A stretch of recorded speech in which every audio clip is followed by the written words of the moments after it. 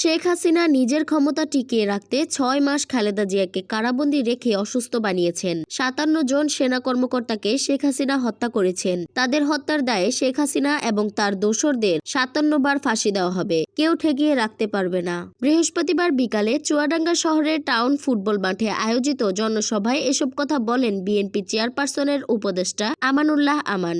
আমানুল্লাহ আমান আরও বলেন, খুনি হাসিনার জায়গা বাংলাদেশে নেই। যদি তিনি দেশে আসার কথা চিন্তা করেন তাহলে দেশের মানুষ তাকে জায়গা দেবে না। তিনি বলেন, বাংলাদেশে আগামীর সরকার হবে খালেদা জিয়ার সরকার, তারেক রহমানের সরকার, বিএনপির সরকার ও জনগণের সরকার। সেই সরকারকে সামনে রেখে বিএনপি দেশের জন্য কাজ করবে। এজন্য বিএনপির সবাইকে ঐক্যবদ্ধ থাকতে হবে। কেননা আমাদের সামনে কঠিন সময়। সেই কঠিন সময়ে নির্বাচনের প্রস্তুতি নিতে হবে এবং দেশ পুনর্গঠনের প্রস্তুতি নিতে হবে। নিত্য প্রয়োজনীয় পণ্যের মূল্যবৃদ্ধি সহনীয় পর্যায়ে রাখা, অবনতিশীল আইনশৃঙ্খলা পরিস্থিতির উন্নতি, দ্রুত গণতান্ত্রিক যাত্রাপথে উত্তরণের জন্য নির্বাচনী রোডম্যাপ ঘোষণা এবং পতিত ফ্যাসিবাদের নানা চক্রান্তের অপচেষ্টা মোকাবিলা সহ বিভিন্ন দাবিতে বিএনপির এই জনসভার আয়োজন করে।